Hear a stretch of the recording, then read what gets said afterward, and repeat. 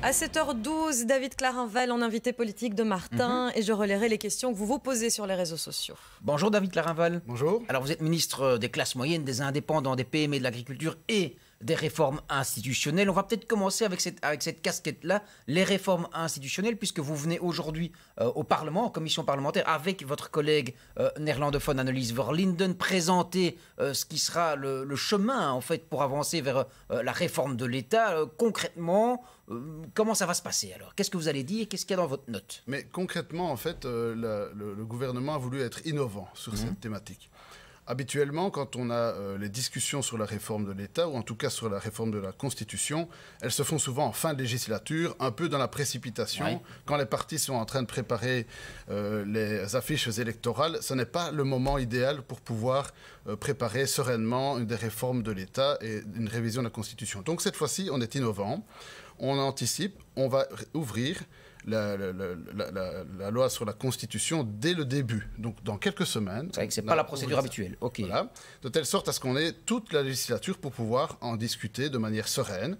D'abord, pendant l'année 2021, une large consultation de la population avec un système de plateforme électronique qui permet d'avoir une consultation citoyenne très approfondie, mais aussi des commissions citoyennes avec des membres de la population qui seront tirés au sort sur une base volontaire et qui participeront avec les députés à des discussions approfondies sur tous ces sujets. C'est important, ça, cette participation citoyenne, David Clarinval, parce qu'on a l'impression que ça a été aussi souvent appelé de tous les vœux, mais qu'on n'a pas encore trouvé vraiment le moyen d'impliquer le citoyen dans ce processus-là. Ici, ça va durer un an, ça va être fait de manière très approfondie, vraiment pour que ce soit fait dans la transparence, que les citoyens puissent participer et vraiment donner leur avis. En 2022, au terme de cette consultation citoyenne, les discussions politiques pourront commencer sur base du rapport. Donc les rapports des citoyens vont vers le gouvernement alors? Disons que vers le gouvernement, vers des discussions politiques. Donc il y a 7 partis qui vont devoir ensuite se mettre d'accord sur des thématiques en lien avec la réforme de la Constitution, mais aussi la réforme de l'État.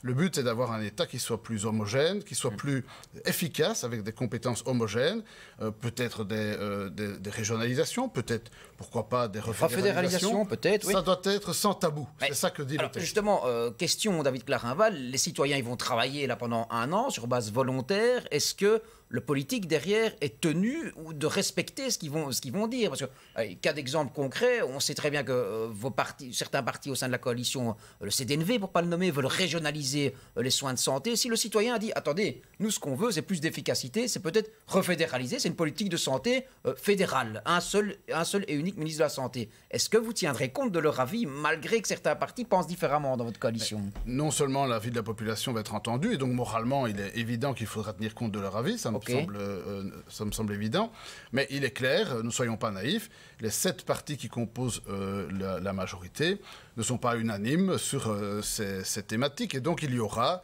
des débats entre nous, et il y a en effet des nuances entre les écologistes, les socialistes, les libéraux et le CDNV.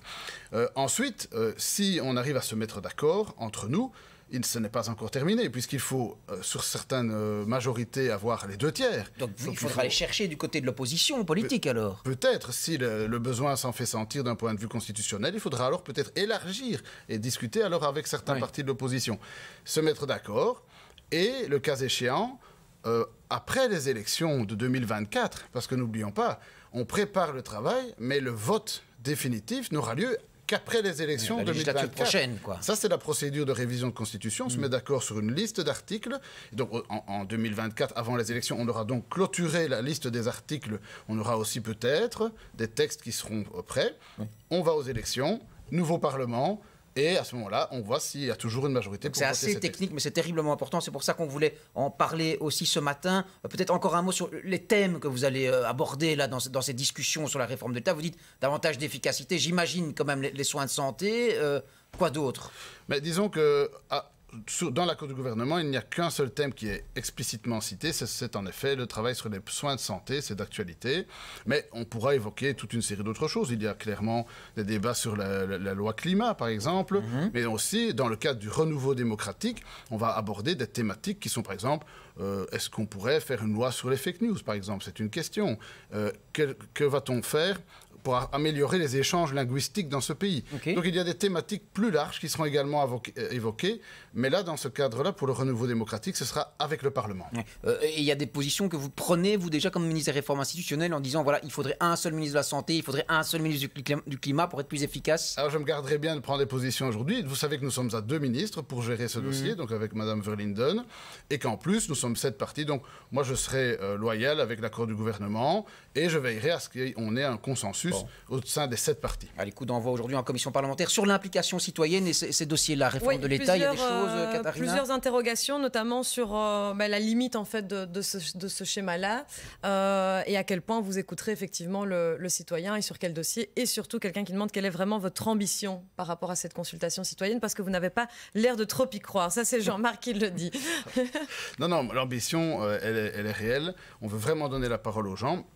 Mais l'ambition vraiment la plus importante, c'est d'avoir un État efficace au terme de ce processus. On doit avoir un État qui fonctionne, on doit avoir un État efficace, homogène, avec des compétences homogènes. C'est vraiment ça l'ambition. C'est pas le cas aujourd'hui, David Clarinval, le constat. On peut faire mieux, il y a toujours des améliorations possibles, mais on a un État qui fonctionne. Mais c'est vrai que parfois, ça et là, il y a des problèmes en termes de coordination, et donc ce serait bien qu'on puisse mettre un terme à tout ça. Alors, attention que si on consulte, et ça c'est juste une autre remarque, si on consulte et qu'on n'écoute pas au sortir de ces alors le fossé avec les 365 citoyens jours, va encore se creuser. Quoi, oui, bien sûr. Je suis impatient de voir ce que cela va donner. Alors l'autre dossier pour lequel évidemment on vous a fait venir ce matin, c'est le fameux Codeco, le comité de concertation qui aura lieu vendredi. Énormément d'attentes par rapport à cette réunion où les entités fédérées retrouveront le gouvernement fédéral. Alors David Clarinval, je vous pose la question tout de go, quid notamment de la réouverture potentielle des magasins non essentiels, comme on dit. Déjà, le mot non essentiel, moi je n'accepte pas ce mot-là. Tous les magasins sont essentiels, et je trouve vraiment un peu insultant pour les commerçants d'avoir ce terme. Mais bon, c'est le terme qui est utilisé, quod non, comme disait le juriste. Mais en attendant, moi je constate une chose, c'est que on peut remercier les Belges pour les efforts qu'ils ont accomplis jusqu'à présent. On voit que la courbe est inversée, on voit que cela va beaucoup mieux. On était le pays le plus contaminé par tête d'habitants. Là, on est passé 18e dans les chiffres de l'Europe. Donc, cela va mieux. Par ailleurs, moi, en tant que ministre des Indépendants et des classes moyennes, je constate tous les jours la détresse des indépendants, la détresse des commerçants. Je constate que les chiffres sont effrayants. 80% des entreprises se posent des questions. 20% des entreprises et des commerçants vont avoir des problèmes de solvabilité. C'est potentiellement 20% d'entreprises en faillite. C'est dramatique. Alors, sur le plan dramatique, c'est une question de vie ou de mort pour moi d'avoir un message d'espoir pour les commerçants. On constate que sur le plan psychologique et économique, la situation est vraiment dramatique, vous l'avez dit. Donc pour moi, je l'ai dit déjà au Parlement lundi, la question de la réouverture des commerces non essentiels doit être sur la table de Codeco vendredi. Et pour moi, quand je vois ce qui se passe autour de la Belgique, on constate que tous les pays, à part la France vient de décider hier soir, tous les pays déconfinent les commerces non essentiels.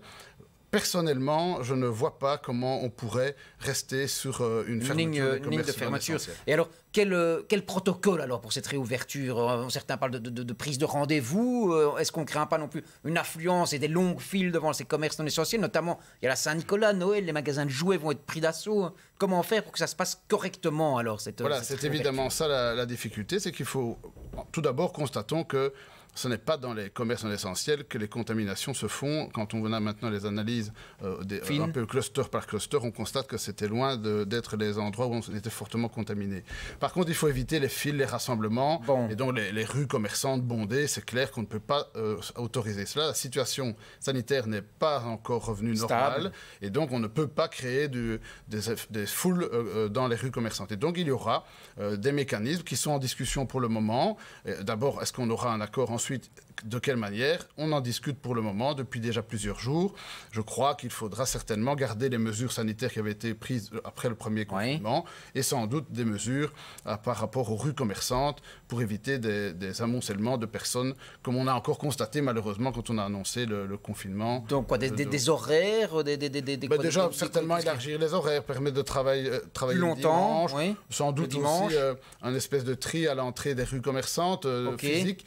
Donc il y a des Mais pas des solutions. rendez-vous, ça c'est trop coercitif. Les rendez-vous, moi j'avais plaidé les rendez-vous Oui. il y a un mois, hein, mais oui. quelque part on a refusé à l'époque. Donc pour moi ce n'est pas suffisant les rendez-vous. Pas suffisant les rendez-vous. Et je rappelle que si on se réunit vendredi, c'est à ma demande, parce que j'avais demandé que le 27 on puisse réévaluer la situation. la fermeture mais des vraiment, c'est réouverture des autres commerces. On ne va pas les appeler les non essentiels, mais les autres commerces. Voilà. Sur les commerces, Katharina. C'est surtout sur les indépendants ici qu'il y a des questions. Est-ce qu'on peut attendre vendredi plus de clarté concernant les primes aux indépendants? C'est une question de Raphaël, mais plusieurs autres se posent cette question-là. Manifestement, c'est pas encore très clair. Mais disons qu'en fait, je constate que manifestement, les indépendants sont mal informés, pas suffisamment informés, parce qu'il y a beaucoup d'aides qui sont mises en place. On a voté 38 mesures au gouvernement récemment. Il y a les primes, les droits passerelles, les primes régionales, les exonérations de cotisations sociales, les prises en charge des primes de fin d'année. Donc il y a vraiment beaucoup d'aides. Mais je constate, et souvent au téléphone, des indépendants me disent « je n'ai droit à rien ». Alors quand j'examine le dossier avec eux, je dis « mais vous avez droit à tout ». Mais ils ne sont mal informés. Pas assez de pédagogie. Ils n'ont pas pris contact. Ils doivent prendre contact avec leur caisse d'assurance sociale. C'est eux, c'est les caisses d'assurance sociale qui doivent faire de la pédagogie. Elles sont submergées. Hein. Oui. Il y a 1 200 000 indépendants en Belgique, donc c'est clair que ça fait beaucoup de monde. Mais donc c'est clair que si les caisses d'assurance sociale ne sont pas en mesure de répondre, ils peuvent également contacter l'INASTI qui peut leur répondre également. David Clarinval, avant de passer à l'ORECA notamment, peut-être un mot sur toutes ces études dont on a parlé ici ces derniers jours qui pointent le fait que certains indépendants, alors dans l'ORECA ou non, mais gagneraient davantage après la crise grâce aux aides Covid que avant la crise, et puis des détournements. On a parlé d'entreprises zombies qui profitaient des primes versées par l'État. Vous dites quoi par rapport à tout ça? Oui, j'ai vu cette étude de l'ancien président d'Ecolo. Oui, c'est ça, oui, l'Institut pour le développement durable. Moi, je suis vraiment scandalisé par ces études. Les chiffres, ils se basent sur des chiffres de 2016, alors qu'on était déjà dans une année difficile à l'époque dans l'ORECA, et il en extrapole, dans une étude qui fait 3 pages, il en extrapole des conclusions qui sont vraiment à bracadabrantesques. C'est pas vrai alors que les indépendants s'en mettent plein les poches. C'est même scandaleux de venir dire ça. Les indépendants sont dans une souffrance terrible. Ils n'ont plus de moyens pour pouvoir payer leur fin de mois. Ils n'ont plus de revenus dans leur commerce. Et on vient leur dire, vous gagnez mieux votre vie. Il n'y a pas d'abus quand même dans les... Il y a pas des abus quand même dans les entreprises zombies, comme on dit ça, c'est Graydon qui avait fait une étude. Alors, ça par contre, c'est exact. Il y a moins de faillites en 2020 qu'en 2019. Pourquoi? Parce qu'on a mis un moratoire sur les faillites, parce que l'ONSS, l'impôt, le SPF impôt n'entame pas de procédure de faillite, donc c'est vrai. Oui, le moratoire sur les faillites. Le moratoire sur les faillites fait qu'il y a moins de faillites qu'avant. Et donc ça, mais ça, c'est pas une étude de Philippe Defay, c'est une étude de Graydon qui est très sérieuse. Qui est très sérieuse. David Clarinval, on a parlé des commerces non essentiels, mais qui devront rouvrir quand même, d'après vous. Sur la question de l'ORECA, qu'est-ce qu'on peut donner comme message, délivrer comme message aux restaurateurs, aux cafetiers, aux hôtels, etc. Quid? Mais écoutez, je pense objectivement que la situation dans l'ORECA est un peu différente parce qu'en effet, d'après les dernières analyses des virologues, les espaces clos confinés où on reste longtemps sans masque, où l'on mange, où on discute, c'est quand même plus problématique qu'un magasin où vous allez acheter un jouet ou une paire de chaussures. Et donc la situation est différente. La détresse est la même, hein, mais la situation épidémiologique est différente. Donc je ne pense pas que l'on pourra faire quelque chose à court terme, mais en tout cas, rien avant janvier pour eux. Moi, j'aborderai le sujet vendredi. Hein, vous aborderez le sujet, mais il n'y a rien à attendre entre guillemets. Je crains fort que ce soit un peu trop, vu la situation épidémiologique qui n'est pas terminée. Ce qu'on attend toujours et qu'on ne voit toujours pas venir, c'est le fameux baromètre de confinement-déconfinement de votre collègue Frank Vandenbroek. Il en est où ce baromètre? Est-ce qu'on peut l'espérer encore vendredi ou c'est encore de la poudre aux yeux? Il faut reconnaître que ce n'est pas simple parce que avoir un baromètre, en fait, on essaie de rendre mathématique une épidémie qui n'est pas une équation mathématique.